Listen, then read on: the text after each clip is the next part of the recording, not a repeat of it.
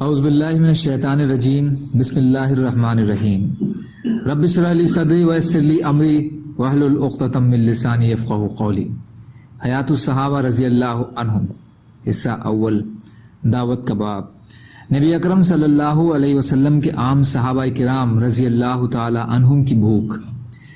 نبی کریم صلی اللہ علیہ وسلم کے صحابی حضرت ابو جہاد سے ان کے بیٹے نے کہا، اے ابا جان، آپ لوگوں نے حضور صلی اللہ علیہ وسلم کو دیکھا اور ان کی صحبت میں رہے۔ اللہ کی قسم، اگر میں حضور صلی اللہ علیہ وسلم کو دیکھ لیتا تو میں یہ کرتا اور میں وہ کرتا۔ تو ان سے ان کے والد ابو جہاد رضی اللہ عنہ نے کہا، اللہ سے ڈرو اور سیدھے سیدھے چلتے رہے۔ قسم ہے اس ذات کی جس کے قبضے میں میری جان ہے، ہم لوگوں نے غزوہ خندق کی رات اپنا یہ حال دیکھا ہے کہ آپ یہ فرما رہے تھے کہ جو جا کر ان دشمنوں کی خبر لے کر ہمارے پاس آئے گا، اللہ قیامت کے دن اسے میرا ساتھی بنا دیں گے۔ کیونکہ مسلمانوں کو بھوک بہت زیادہ لگی ہوئی تھی اور سردی بہت زیادہ پڑ رہی تھی، اس لیے اس کام کے لیے کوئی کھڑا نہیں ہوا، یہاں تک کہ حضور صلی اللہ علیہ وسلم نے تیسری بار نام لے کر پکارا کہ اے حذیفہ۔ آگے سردی برداشت کرنے کے باب میں حضرت حذیفہ کی ایک لمبی حدیث اسی طرح آئے گی۔ حضرت ابن مسعود رضی اللہ عنہ فرماتے ہیں کہ حضور صلی اللہ علیہ وسلم نے اپنے صحابہ کے چہروں میں بھوک کی نشانی دیکھ کر فرمایا، تمہیں خوشخبری ہو، بہت جلد تم پر ایسا زمانہ آئے گا کہ تمہیں صبح کو بھی سرید کا ایک پیالہ کھانے کو ملے گا اور اسی طرح شام کو بھی ملے گا۔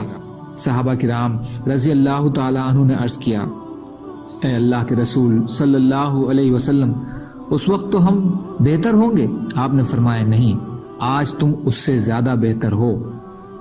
ترغیب حصہ 3 پیج نمبر 422۔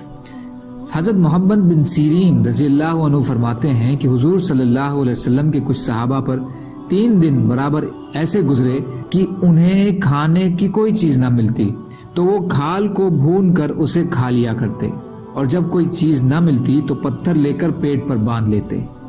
ترغیب حصہ 5 پیج نمبر 179۔ حضرت فضالہ بن عبید رضی اللہ تعالیٰ عنہ فرماتے ہیں کہ حضور صلی اللہ علیہ وسلم جب لوگوں کو نماز پڑھاتے تو بہت سے صفہ والے بھوک کی کمزوری کی وجہ سے نماز میں گر جاتے، اور انہیں دیکھ کر دیہاتی لوگ کہتے کہ ان کو جنون ہو گیا ہے۔ جب حضور صلی اللہ علیہ وسلم نماز سے فارغ ہوتے تو ان کی طرف متوجہ ہو کر فرماتے کہ اس بھوک پر تمہیں اللہ کے یہاں بدلہ ملے گا، اگر وہ تمہیں معلوم ہو جائے تو تم یہ چاہنے لگو کہ یہ فقر و فاقہ اور بڑھ جائے۔ ترغیب حصہ 5 پیج نمبر 176، حلیہ حصہ 1 پیج نمبر 339۔ حضرت انس رضی اللہ عنہ فرماتے ہیں کہ حضور صلی اللہ علیہ وسلم کے 7 صحابہ رضی اللہ تعالی عنہم صرف ایک کھجور چوس کر گزارا کرتے اور گرے ہوئے پتے کھایا کرتے تھے، جس کی وجہ سے ان کے جبڑے سوج جاتے تھے۔ ہیثمی حصہ 10 پیج نمبر 322۔ ابو ہریرہ رضی اللہ عنہ فرماتے ہیں کہ ایک بار حضور صلی اللہ علیہ وسلم کے 7 صحابہ کو سخت تیز بھوک لگی۔ حضور صلی اللہ علیہ وسلم نے مجھے 7 کھجوریں دیں، ہر آدمی کے لیے 1 کھجور۔ ترغیب حصہ 5 پیج نمبر 178۔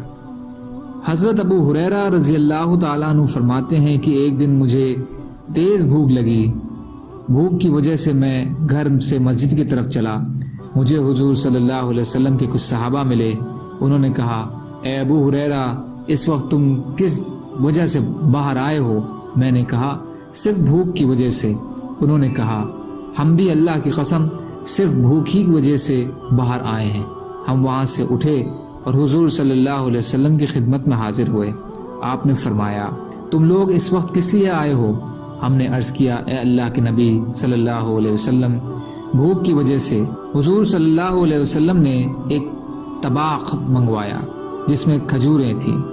آپ نے ہر آدمی کو 2 کھجوریں دیں اور فرمایا کہ یہ 2 کھجوریں کھا لو، اوپر سے پانی پی لو، انشاءاللہ یہ آج کے دن کے لیے کافی ہو جائیں گی۔ حضرت ابو ہریرہ رضی اللہ عنہ فرماتے ہیں کہ میں نے 1 کھجور کھا لی اور دوسری کھجور اپنی لونگی میں رکھ لی۔ حضور صلی اللہ علیہ وسلم نے فرمایا، اے ابو ہریرہ تم نے ایک کھجور کیوں رکھی ہے؟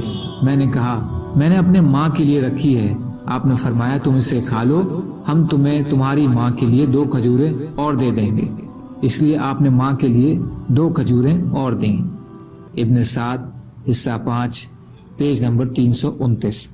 سبحان اللہ وبحمدہ، سبحانک اللہم وبحمدک، اشہد ان لا الہ الا انت، استغفرک واتوب الیک۔ سبحان ربک رب العزت عما یصفون، وسلام علی المرسلین، والحمد للہ رب العالمین، برحمتک یا ارحم الراحمین، لا الہ الا اللہ محمد رسول اللہ۔